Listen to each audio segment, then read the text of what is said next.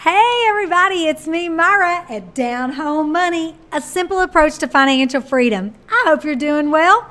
It's Tuesday, it's my day, and I'm glad to be with you today. All right, so do I buy or do I wait is the question. And today I want to help you ponder that question. If you are in the real estate right now, you are looking at real estate and trying to buy a house, you're probably struggling. You're probably seeing a lot of multiple offers, and there's a lot of frustration. And I get it because it's because of our inventory. I had a question sent to me, and I thought it was very interesting, and so I want to do some clarifying because apparently they didn't take the right message from my last video on housing. So the question was, so you believe that because we have low inventory and multiple offers that the housing market is going to crash? And my answer was, no, that's not why the housing market's going to crash. The housing market, and I don't even know if we're going to call it a crash. I think that's a little thumbnail bait, but actually it's going to be a correction is what's going to happen. And here are the factors. The leading factors. One is unemployment. So unemployment, we're at I just looked at this, let's see, 8.1% unemployment right now. And you guys, in 1982, when we did have, our economy was in trouble, it was at 9.7. And in 2010, it was at 9.6. And when our market was great, in the 05, 6, and 7, our real estate market was great. It was 4.6%. So there's one factor. The pandemic is another factor. I mean, there's so many unknowns with what's going on and the vaccine and people not being able to work and us having to have, less people, the 6-foot rule. And if you go into restaurants, they're skipping tables, at least here in Texas. And so that's affecting their bottom line. We also have a new president who is changing a lot of tax code. He's changing a lot of different things that were in place previously, whether you like them or not. Change causes disruption.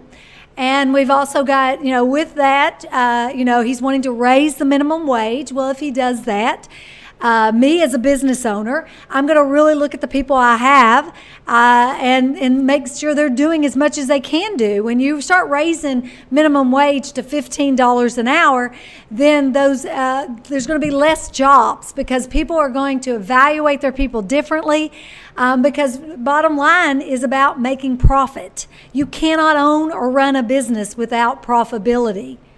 Now, I know that's kind of not really looking at the stock market because we're all buying stocks with companies that aren't showing a lot of profitability. I'm watching the stock market and I'm amazed by we're not paying attention based on, are you buying stocks that are value stocks that are companies that are doing really well, or are you buying on speculation? And there's a lot of speculation going on.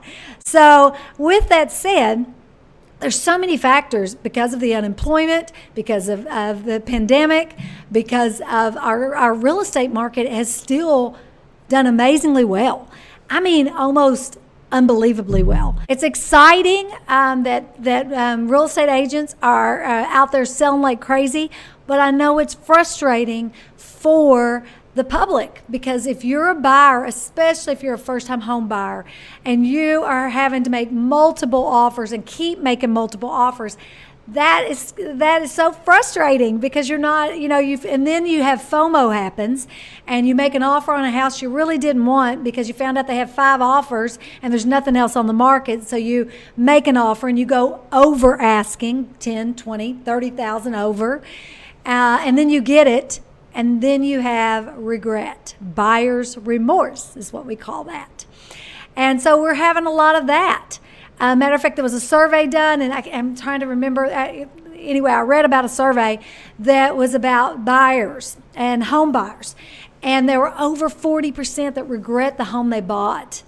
And so that's just sad to me because my goal has always been for people to buy the home of their dreams. And if I had to show my clients 20, 30, some were 40, 50 houses to get that home, I was willing to do that because your home is your sanctuary. It is where you build your life and your family, and it's so important. And so I always felt it a privilege to help people with their largest investment, and that is your home. And that's where you build your net worth. Most people's net worth is in their home. So here at Down Home Money, that's what we talk about. We talk about real estate, life, and money. And we talk about financial freedom and how you can get there and how you can build that through a rental portfolio. You know, my husband and I, we did that. We were able to retire. I was 33 years old, and we had bought 10 rental properties that were throwing off $5,000 a month net to pay our expenses, which then allowed us to work because we wanted to work, not because we had to work. I was doing $5 haircuts and $25 perms, and it took us 13 years. So I will tell you, financial independence, retire early, does not happen overnight. It's a process. And you enjoy the journey as you go. There are small little wins all along the way, and that's what makes it so fun, and that's what makes it worthwhile, because there's nothing better than having the freedom of choice. You know, money gives you options. It does not give you happiness. And so if you're working a job that you absolutely hate, then that option is not good, right? You're trading your time for money always, because time is finite, and we're not going to get this day back again. So thanks for spending it with me. And money is infinite. You can always make more money. And so in the housing market right now, the reason there's going to be a shift. So like I said, we won't call it a crash. Let's call it a correction, because of all the homes that are sitting. I think it's over 3 million homes right now that they are delinquent on paying their payments. You just were thrown a Hail Mary from our president, Joe Biden. They did extend one more time the moratorium on foreclosures and forbearance. It was just extended to the end of June. Now, you guys, I want you to understand what that means, because somebody has to pay when stuff like this happens. So our banks aren't able to foreclose on people who aren't paying. So what's that going to do in the banking market, in the finance department? What will that do? Then it allows people to stay in homes that they don't have to make a payment. So eventually they're going to get foreclosed on. We've had tenants staying in properties and not paying their rent, and now the landlords are not paying the mortgages. And so all of this is going to come to a halt when the government decides that we got to stop printing money, and we're going to have to, pay the piper sometime. I mean, that's just kind of how it is. When that happens, we will have more properties on the market. And, we talk about supply and demand. What's driving the market right now is people don't want to put their houses on the market because of COVID. They don't want people coming into their houses. And besides that, if they're trying to refinance, they can't refinance with their house on the market. So that's another reason. Now, I will say we're coming into spring. And when you come into spring, there's automatically more houses on the market in the springtime. So we will have more inventory. So when you talk about should you buy or wait, I want to give you the reasons for waiting, and then I'm going to give you reasons for buying. All right, here we go. So I've got 3 reasons why you should wait. So 1, you will get the one that you love. Because if you're buying a house that you do not love, I would tell you to wait. Don't buy a home that you do not love. It's too big of an investment to do that.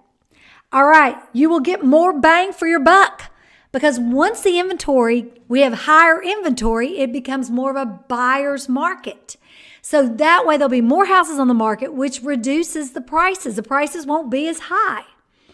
Number 3, you will feel better about your purchase. Okay, so let's talk about that. The reason you're going to feel better is because you bought a home that you love, and you won't have buyer's remorse. Because whenever any of us do anything, whenever we purchase something that we really don't want, we always get buyer's remorse. I bought a car once. I'll never forget it. I bought a car, and we negotiated, and I love the negotiating part of that. And we negotiated, and normally when you're buying something, you negotiate. So I made them the offer, my first offer, and they took it. And honestly, I ended up not buying that car. I ended up changing my mind and not buying it because I thought I paid too much. Have you ever had that feeling? I thought they would have taken less. So because of that, that's what I don't want you to go through, buyer's remorse. So just keep in mind, things are changing every day. There is not a YouTuber out there that can predict what's going to happen with the housing market. So a lot of our videos may seem the same. I hope you'll subscribe to mine. I'm going to give you the real life, down to earth, Southern approach to the housing market and what's going on. But there's reasons you should buy now, and then there's reasons you should wait. For those reasons, you should wait. Now, let's say you're moving to a new area and you need to buy. Buy instead of renting. Renting, you're throwing your money away. And this is a landlord telling you that. In certain situations, there's lots of people that need to rent. And I understand that, and I'm grateful. But if you have the down payment and you have the money and you're going to move to a new area or a new location, then start investing your money. Again, remember, your home is usually your largest asset. And if you're going to live there 5 to 10 years, you'll be okay through this time in the market.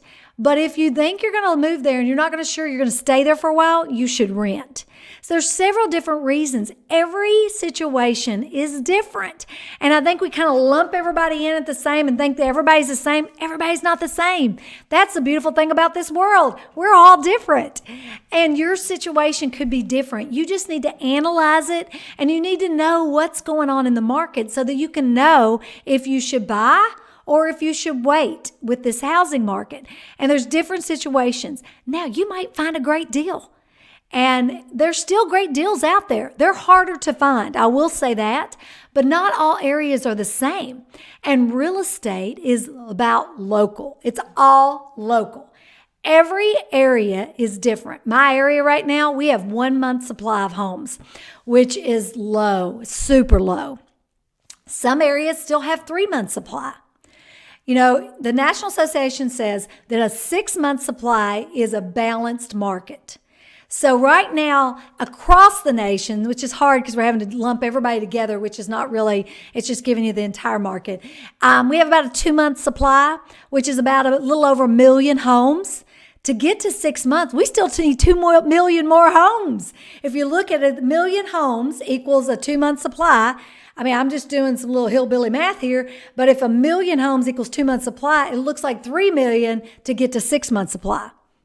Sounds good, doesn't it? So if that's the case, then we got some work to do, and we need more inventory.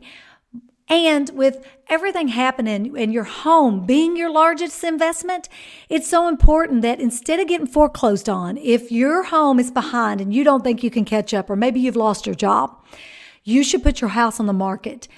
Walk away with money because of all the appreciation. Your home is probably worth way more than what you paid for it.